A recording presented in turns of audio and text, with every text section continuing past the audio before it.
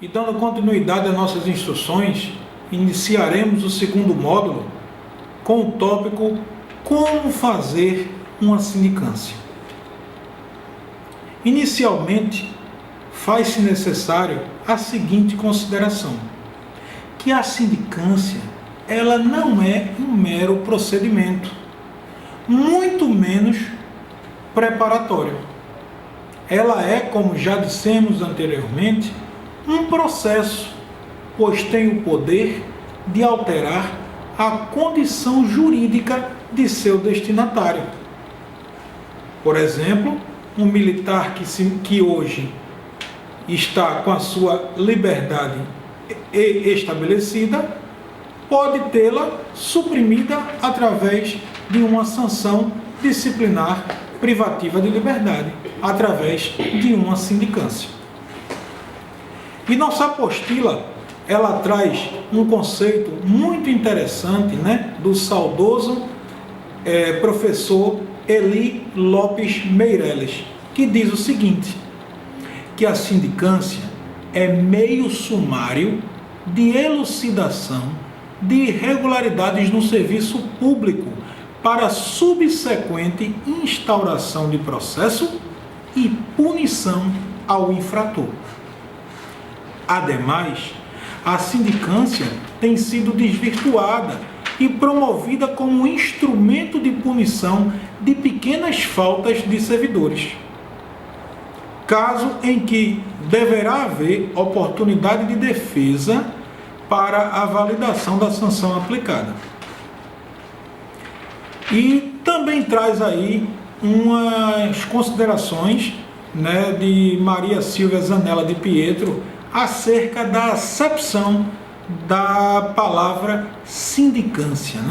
E a sindicância trazida, ela tem origem na língua grega, mas trazida para o nosso idioma, ela significa ser uma operação cuja finalidade é trazer à tona, fazer ver, revelar ou mostrar algo que se acha oculto.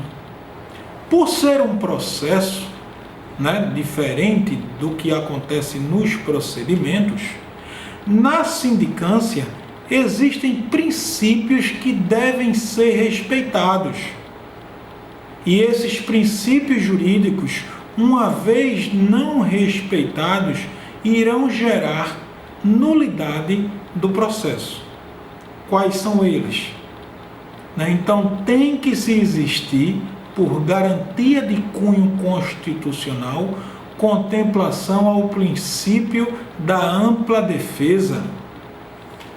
Certo? Então, tem que se ofertar ao sindicado toda a possibilidade de defesa inerente ao processo. Tem que se contemplar também o princípio do contraditório, ou seja, tem que se oportunizar a outra parte, a parte acusada, para que ela venha a se defender, para que ela venha a ser ouvida. Isso aí, inclusive, é da acepção da palavra contraditório, que é ouvir a outra parte, que se ouça a outra parte, que se analise suas versões apresentadas. Temos também que respeitar o princípio do devido processo legal, ou seja, a norma processual relativa à sindicância, por exemplo, ela deve ser seguida e respeitada, sob pena de nulidade. Temos também a figura da vedação do bis in idem. E o que isso quer dizer, pessoal? Quer dizer que não se aceitará dupla punição pelo mesmo fato na mesma esfera de competência. Um exemplo disso: uma determinada conduta ilícita praticada por um policial militar pode gerar efeitos em várias esferas do direito, a exemplo de uma condenação na esfera civil, Por exemplo, a reparação do dano. Um exemplo, na questão administrativa, uma punição disciplinar. E na esfera criminal, se assim configurar também um crime, a punição, a sanção cabível para a conduta cometida. Mas veja que tivemos aí 3 punições, mais uma em cada esfera. A vedação do bis in idem veta, proíbe justamente a punição na mesma esfera de competência de maneira dupla. Quer dizer que, uma vez instaurada uma sindicância e aplicada a penalidade ao militar, esse militar não poderá ser punido novamente na esfera administrativa.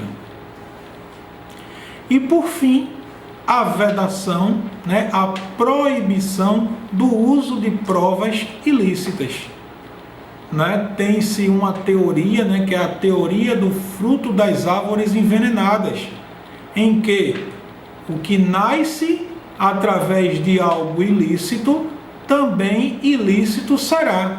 Ou seja, uma prova que nasceu através de um meio ilícito, ilícita será. E o nosso ordenamento jurídico não permite, não aceita, provas obtidas através de meios ilícitos. Um exemplo disso, uma interceptação telefônica realizada dentro de um inquérito policial militar, por exemplo, sem a autorização da autoridade competente, sem a autorização do juiz competente para tanto. Essa prova vai ser considerada uma prova ilícita. Mas quem poderá, nós vimos na investigação preliminar que desde o soldado poderá ser encarregado de uma investigação preliminar. E na sindicância, pessoal? Será que acontece a mesma coisa? Quem pode ser competente, quem pode atuar como sindicante em um processo administrativo disciplinar de sindicância? E para isso, a resposta é a seguinte. Então, para se ser titular de uma sindicância, o militar precisa ser, no mínimo, segundo sargento, possuidor do curso de aperfeiçoamento de sargentos. Sem possuir tal habilitação, o sargento apenas poderá figurar como escrivão de uma sindicância. Então, poderá ser titular de sindicância a partir de segundo sargento aperfeiçoado, segundo sargento possuidor do curso de aperfeiçoamento de sargentos e graduações seguintes, ou seja, o primeiro sargento, o subtenente, o aspirante a oficial e todos os oficiais poderão ser titulares aí de uma sindicância. As regras da sindicância, elas estão previstas na Instrução Normativa número 002 do ano de 2017, que, dentre outros pontos, institui, lá em seu artigo 23, ela diz o seguinte, que a sindicância administrativa disciplinar, espécie do gênero processo administrativo disciplinar, de natureza militar, é o processo formal de rito sumário com possibilidade de aplicação de pena disciplinar militar. É conduzida por um militar estadual da ativa, com prazo de 30 dias para sua instrução, prorrogável por até igual período, cuja finalidade é a apuração das infrações disciplinares militares e sua autoria, desde que o fato não seja grave, de modo a suscitar a instauração de conselho de justificação, conselho de disciplina ou processo de licenciamento ex officio a bem da disciplina, conforme o caso, Nós sabemos que o conselho de disciplina, ele vai ser instaurado para apurar faltas de natureza grave, né, para se aferir a possibilidade ou não de permanência do militar na instituição, para aqueles militares com estabilidade, ou seja, aqueles militares que possuem mais de 10 anos de efetivo e serviço. O Conselho de Justificação vai apurar faltas de mesma natureza, mas para os oficiais será instaurado o Conselho de Justificação, no caso dos oficiais, para apurar faltas também de natureza graves e aferir aí se porventura houve ofensa ao sentimento do dever, o decoro da classe e o pundonor militar. Já o processo de licenciamento ex officio a bem da disciplina será instaurado para apurar faltas de mesma natureza, mas que, em tese, cometidas por praças que não possuem ainda a estabilidade, ou seja, que possuem menos de 10 anos de efetivo serviço na instituição. No dispositivo legal em comento, o legislador também traz aí atribuições cabíveis ao sindicante. E em seu artigo 26 ele diz que cabe ainda ao sindicante, primeiro, confeccionar a capa da sindicância com os dados exigidos no SIGPAD, certo? Então, lá na capa vai ter que ter uma síntese do fato que está sendo apurado, a identificação do sindicado, vai ter que constar a numeração única processual que vai ser fornecida pelo SIGPAD, certo? Segundo, tem que também iniciar os autos com a portaria de instauração e o termo de juntada dos demais documentos relativos ao fato a ser apurado. Então veja que o que faz nascer a sindicância, né, é a portaria instauradora. Ela é o equivalente à denúncia em um processo criminal, por exemplo. Terceiro, nomear, se necessário, escrivão através de termo próprio. Então, se o sindicante julgar necessário a figura do escrivão em uma sindicância, através de termo próprio, ele irá nomeá-lo. Isso se na portaria instauradora a autoridade não o tiver feito. Quarto, após promover a citação do sindicado, devendo nela constar.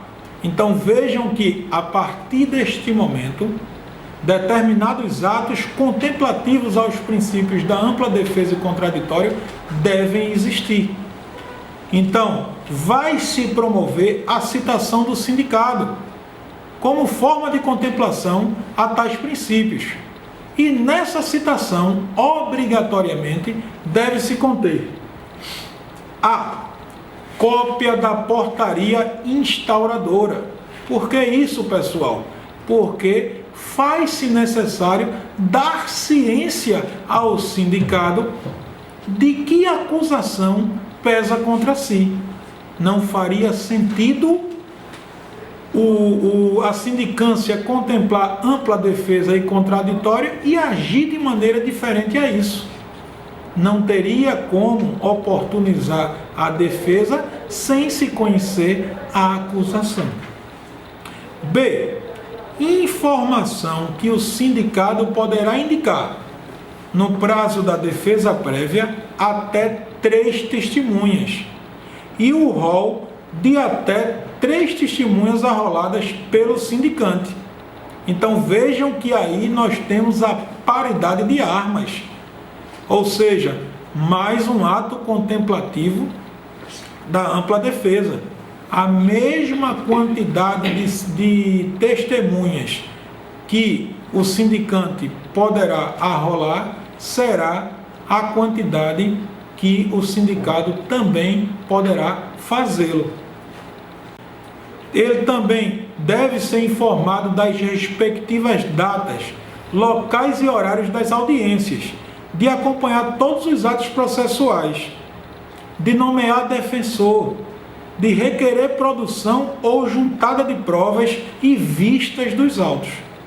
Então, tudo isso é direito do sindicado e deve ser procedido pelo sindicante sob pena de nulidade do processo. C. Ciência de que lhe é facultado apresentar defesa prévia, no prazo máximo de 5 dias úteis, contados a partir da data do recebimento da citação. E D.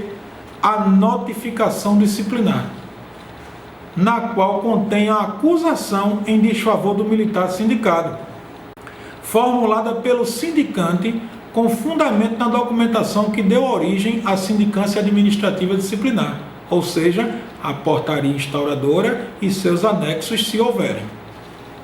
Também é competência do sindicante realizar as oitivas do ofendido e a inquirição das testemunhas arroladas pelo sindicante e as arroladas pela defesa, preferencialmente nesta ordem.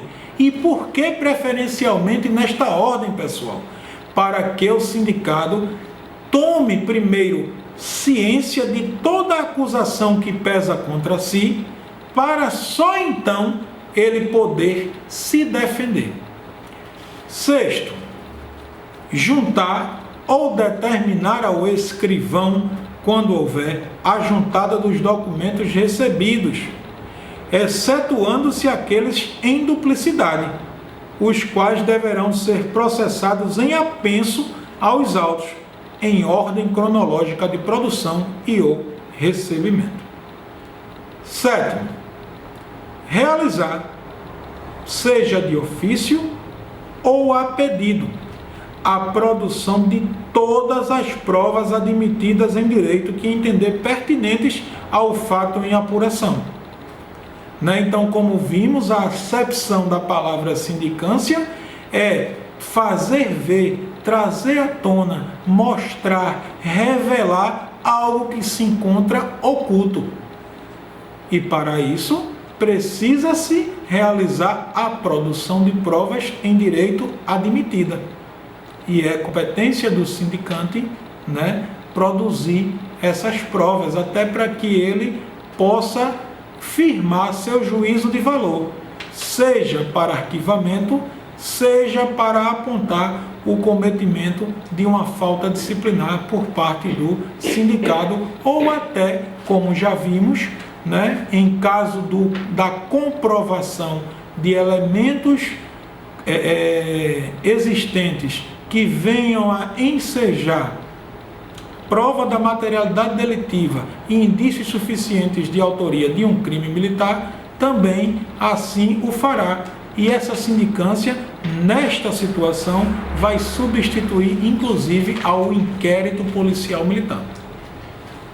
Oitavo, proceder à qualificação e ao interrogatório do sindicado.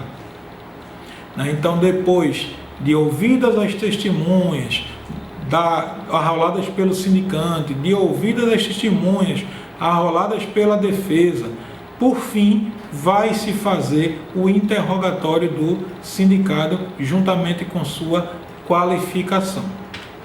Nono, findo o interrogatório, intimar o sindicado na própria audiência para, no prazo de 5 dias, apresentar as alegações finais, podendo, se desejar, fazê-las oralmente na própria audiência de instrução. Então, na própria audiência de interrogatório, o termo próprio é esse, audiência de interrogatório, se assim desejar, poderá se fazer as alegações finais de maneira oral. Caso não o faça, ele terá o prazo de 5 dias para apresentá-las por escrito. 10. Encerrar a apuração com um relatório objetivo de caráter opinativo. E 11. Remeter, mediante despacho, os autos à autoridade competente, a quem caberá a solução. Parágrafo 1º. As folhas dos autos devem ser numeradas e rubricadas pela autoridade sindicante ou pelo escrivão, quando houver, no canto superior direito, sendo contada a capa, mas a numeração será posta a partir da segunda folha, devendo cada volume conter no máximo 200 folhas. Então vejam que essa mesma regra cartorial elementar que se aplica à investigação preliminar também se aplicará à sindicância. A capa vai se contar, mas não vai numerar, certo? Então a partir da segunda folha é que vamos enumerar lá no canto superior direito e será rubricada pelo sindicante ou pelo escrivão nos casos em que existir a figura do escrivão em determinada sindicância. E cada volume, né, vai conter no máximo 200 folhas.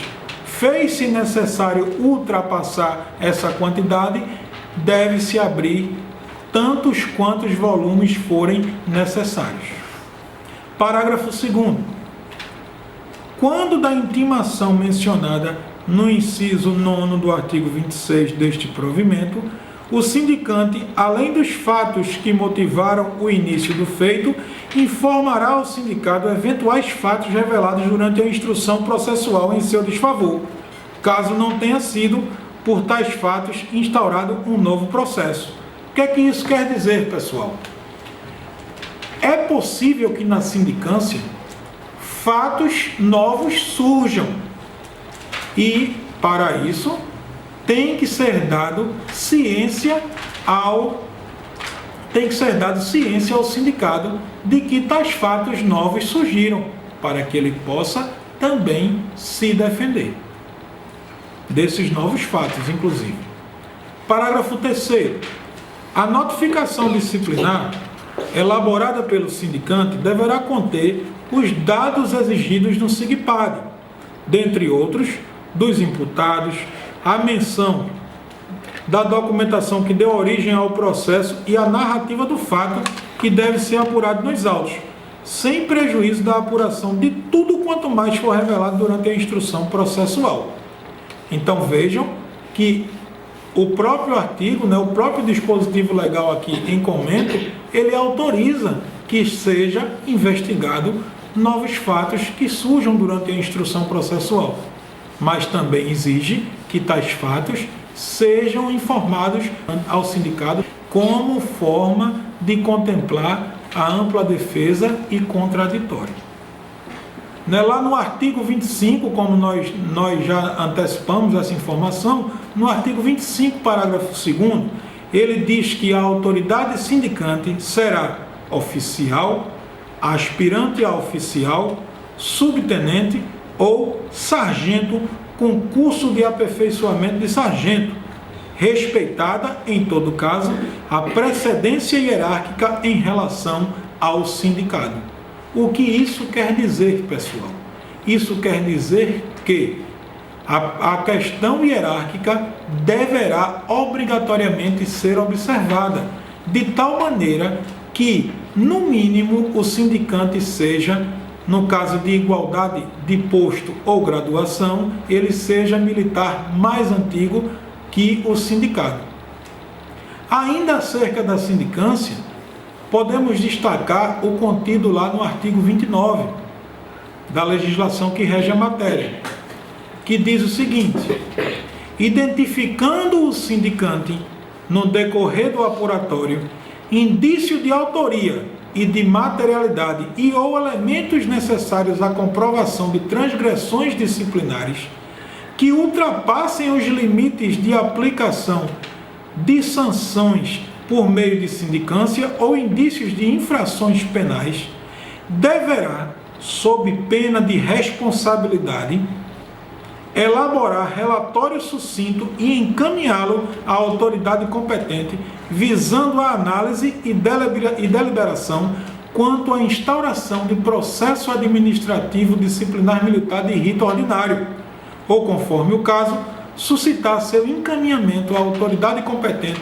para fins de instauração de inquérito policial, civil ou militar. Certo? Então, assim, como vimos, a sindicância ela se destina a apurar faltas de natureza disciplinar. E se ficar comprovado que os fatos eles extrapolam os limites de uma sindicância, o sindicante, sob pena de responsabilidade, inclusive, deverá realizar tal relatório e encaminhá-lo para a autoridade competente para que delibere no sentido da instauração do competente processo ou inquérito policial, seja policial civil, inquérito policial civil ou inquérito policial militar, conforme o caso. Artigo 30. Ele traz aí também uma consideração importante que diz que a observância dos procedimentos estabelecidos nesta instrução normativa não obsta, ou seja, não impede a adoção de outras medidas necessárias determinadas pela autoridade competente, visando a realização de diligências para o esclarecimento do fato ou a renovação de atos que tenham sido realizados sem obedecer ao contraditório e à ampla defesa. Artigo 31. O sindicado ou seu defensor tem o direito de requerer, fundamentadamente, quando necessário ao exercício do direito de defesa, a reinquirição de testemunhas, a realização de perícias, a juntada de documentos novos pertinentes ao fato objeto da apuração, a apresentação de documentos novos pertinentes ao fato objeto da apuração, a apresentação de quesitos em carta precatória ou perícia, desde que não se configurem procrastinatórias ou afrontem normas legais vigentes. Tem também o direito de obtenção de cópias dos autos, facultado o fornecimento digital às expensas do requerente. Certo? Então, ele tem direito de tirar as cópias? Sim. Certo? Mas às suas próprias custas, ou facultado o fornecimento em meio digital. Em seu parágrafo 1º, traz-se a informação que a autoridade sindicante poderá indeferir, mediante decisão fundamentada, pedido do sindicato, quando seu objeto for impertinente, desnecessário, protelatório ou de nenhum interesse para o esclarecimento dos fatos. E no seu parágrafo 2º, ele diz que o ato que dispensar a testemunha, devidamente intimada, deve ser registrada nos autos. Parágrafo 3º, ele diz que é facultado ao sindicato realizar a autodefesa, ou seja, se o sindicato se considerar preparado, ele poderá, ele mesmo, produzir sua defesa nos autos de sindicância, bem como em qualquer fase da sindicância constituir defensor para promover defesa técnica. Parágrafo 4º. Se o sindicato não promover a autodefesa, nem constituir defensor, a autoridade sindicante nomeará defensor dativo, dentre os listados em relação publicada pelo respectivo Comando Geral da Corporação Militar Estadual. Certo? Mas vejam que, sem defesa, não poderá ficar. Se o sindicato não praticar autodefesa e nem constituir defesa técnica, obrigatoriamente o sindicante deverá nomear o defensor dativo. Parágrafo 5º. Quando o sindicato, regularmente intimado, deixar de apresentar as alegações finais, a autoridade sindicante procederá de acordo com a norma prevista no parágrafo 4º do artigo 31 desta instrução normativa, conforme o caso, a fim de que defensor dativo as apresente. Então, observem que a sindicância não poderá, de maneira alguma, ser encerrada sem a apresentação das alegações finais. Se o sindicato assim não o fizer, obrigatoriamente deverá ser nomeado defensor dativo para que as faça. E no artigo 35, ele aponta uma situação também por demais interessante, que diz o seguinte: se no curso da sindicância surgirem fatos novos, relevantes, conexos ao da apuração, devem, em princípio, ser apurados na própria sindicância, ou, considerando o andamento do processo, sua razoável duração e com vista a se evitar um tumulto processual, extraídas cópias para instauração de novo processo por deliberação da autoridade competente. Parágrafo 1º.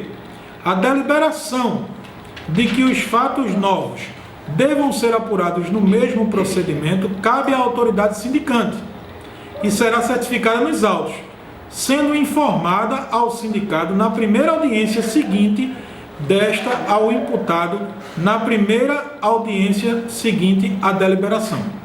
Ou seja, surgiram fatos novos, na audiência seguinte em que o sindicante deliberou no sentido de apurar tais fatos no mesmo processo, ele deve dar ciência ao sindicado. Parágrafo 2º. Cabe à autoridade instauradora, após a provocação do sindicante, a deliberação de que os fatos novos conexos devem ser apurados por meio de nova sindicância, considerando a conveniência processual, bem como o estágio da apuração.